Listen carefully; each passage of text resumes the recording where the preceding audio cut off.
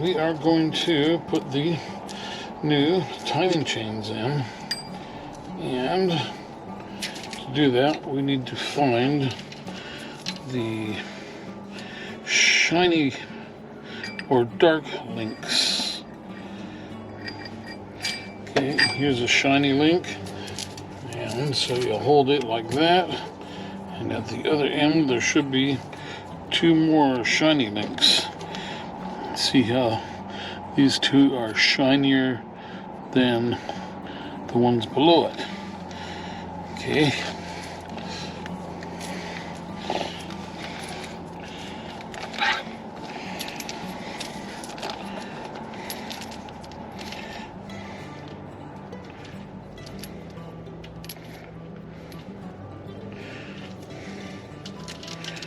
Okay, and that is how you want that. See how the shiny link is straight down from the timing mark.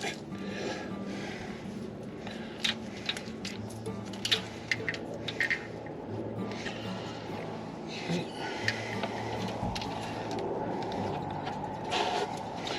And we have these two shiny links. Go one on either side of this timing mark. Okay.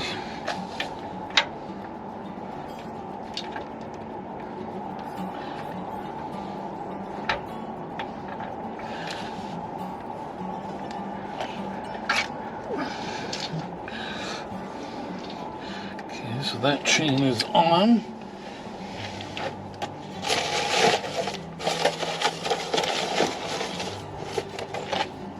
And then we want to do the same thing with the other one.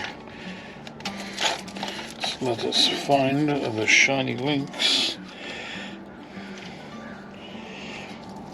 Okay, there's the two. And at the bottom will be the one. Yep. Okay.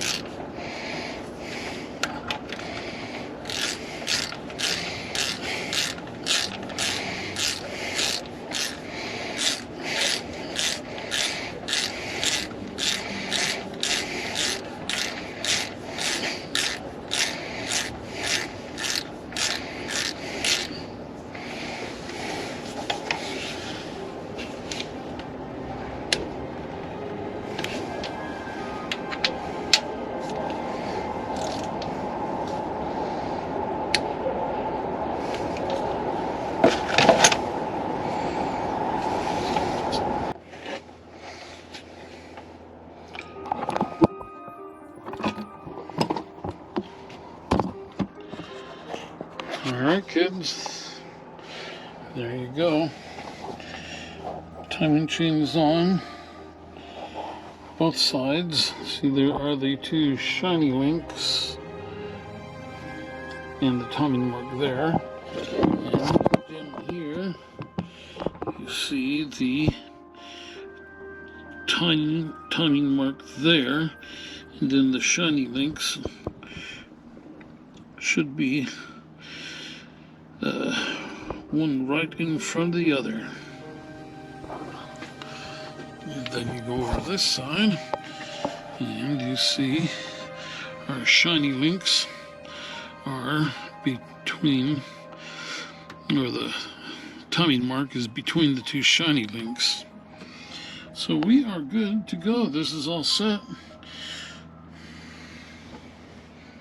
It's getting dark. Alright, you can see we have the timing chain back in, the left and right timing chain, and the timing chain tensioners and the timing chain guides. So there is the tensioner there. Let's see how we have the two brighter links with the timing mark centered between the two of them, and also over on this side you can see the two slightly shinier links and the timing mark is between them.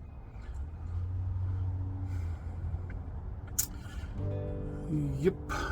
And then you see the timing chain guides and the tensioner there. Tensioner has an R for the right in it. Over here, timing chain guides, and this one has an L in it.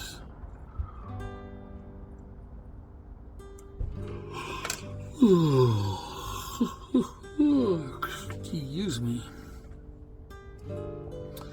And down below you see the crank position sensor gear. It's actually not a gear, it's a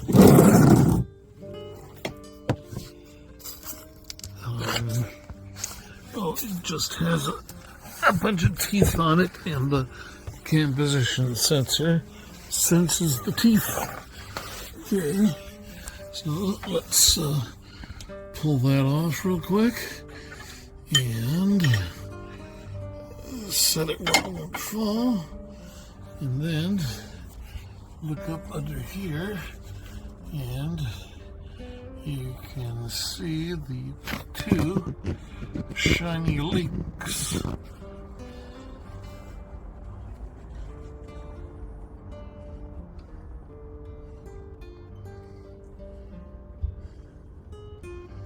That are centered on the timing mark. So it makes it very easy to time this engine. All you have to do is line up the links and the marks, and it just happens automatically. Alright, so that's it. Okay, so now bolts 1 through 5, which are 1, 2, 3, 4, 5. 5, 4, 3, 2, 1, go to 15 pounds. The rest of them are all larger bolts. They go to 35. So just these 5 kind of central bolts, and then everything are 18, and then or 15, and then the rest go to 35. Understand that? Not too tough. Okay. So let me get going on it.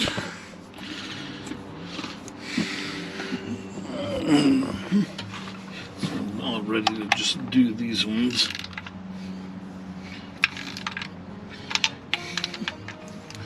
I kind of tie them down.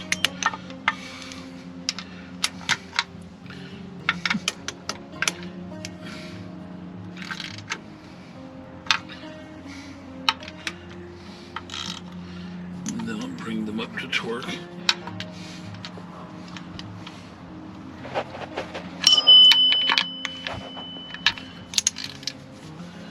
Okay.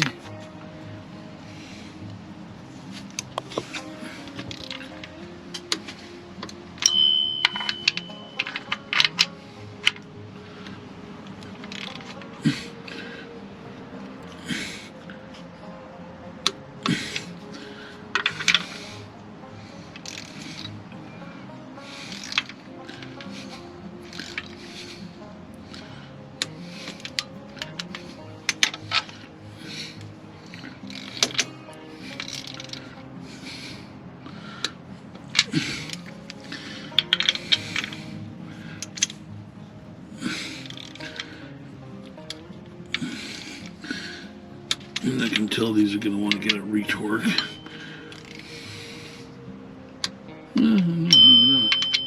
Maybe not.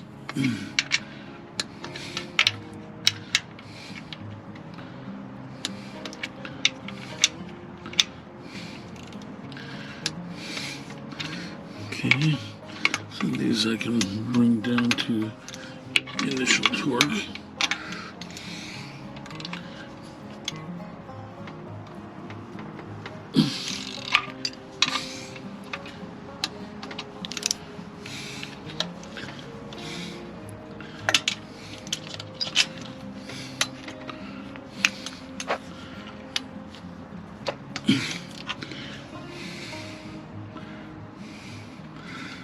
Okay, that's it. One more here.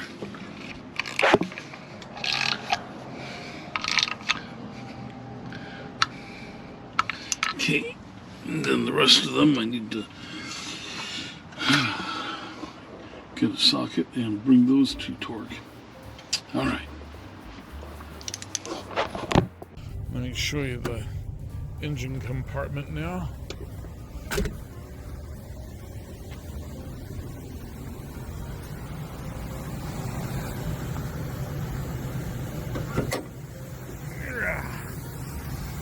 So I also painted my bumper and grill.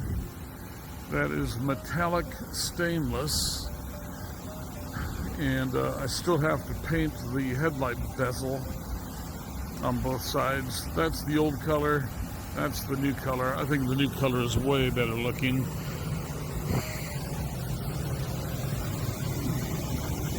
Okay, so there is my pure power alternator, 250 amps. So that's going to be quite a nice thing for the truck camper. That'll give us all the power we need. And hang on, let me pause this for a second. I got to clean the lens. All right, much better. So see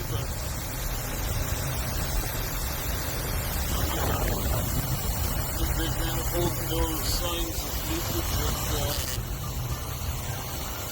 the front of the crossover tube. Remember, the back of the crossover tube has the back of the heads. I welded the coolant passages shut, so those will never leak again. Back here you can see the hose for the rear coolant adapter on the back of the head, which will let coolant, it gets rid of the hot spots in the head. I've got these heavy duty red industrial hoses for all the heater stuff.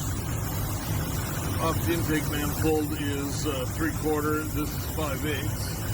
So I have this pressure gauge here. You can see the pressure sitting right around almost 5.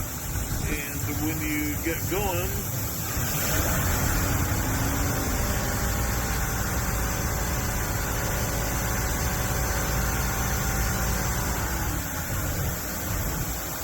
you can see that your water pressure goes up to 20 at about 3,000 RPM.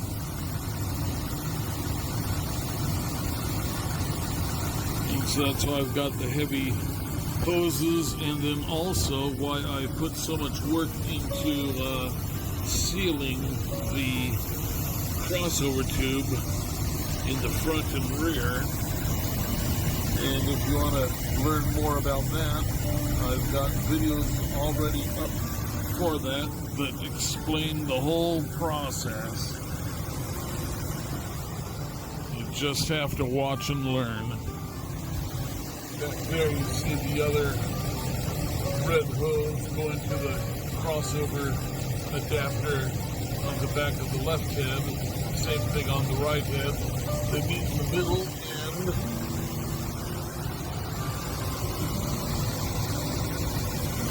they come forward to where that air is. And what happens there is you have the water coming from the heater core. This pumps to the heater core, this returns from the heater core, and that T goes to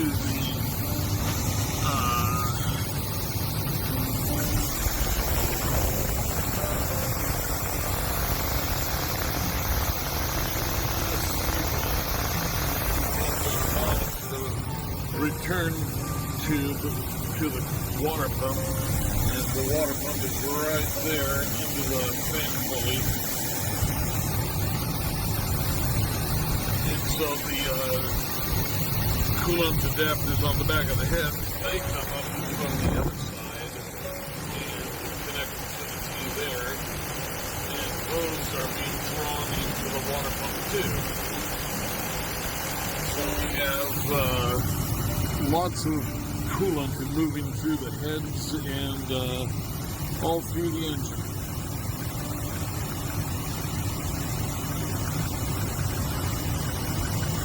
And what else we got? So we got the new high volume Melling 176AH RTV oil pump, the Melling Timing chain tensioners and chain guides, the Gibson headers,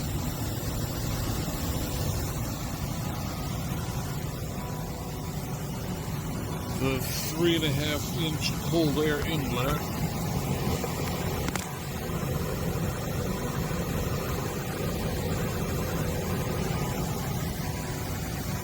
adapted to the factory stock manifold.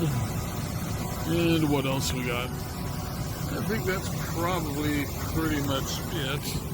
Let's walk on back here. You can take a listen to what the exhaust sounds like.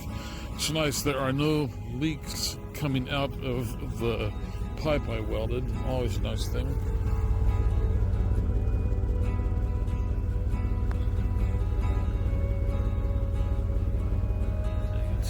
Nothing but water, steam.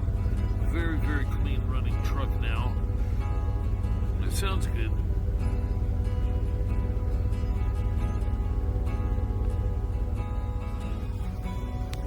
And of course, here are the rear 6+1 leaves. 1, 2, 3, 4, 5, 6, plus the one on the bottom. Then I have the Firestone airbags. That is a Napa. It's supposed to be a stainless steel muffler, but it sure isn't looking like it's stainless. Wrench 9000 shock absorbers.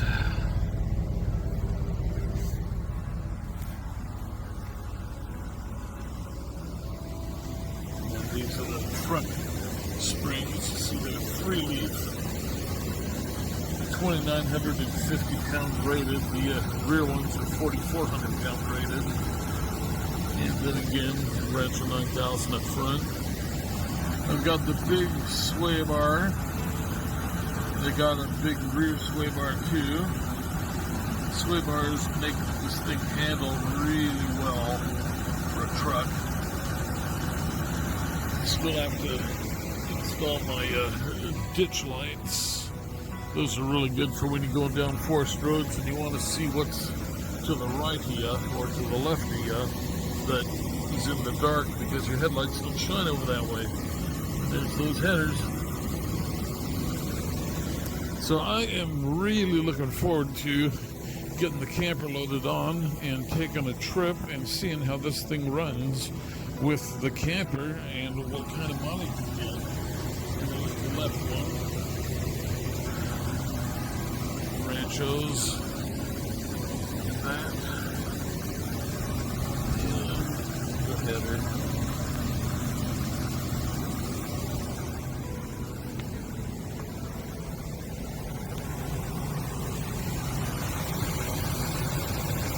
Well, yeah, this engine sounds just great. Look how smooth that thing is. No vibration, nothing. Just a smooth purr.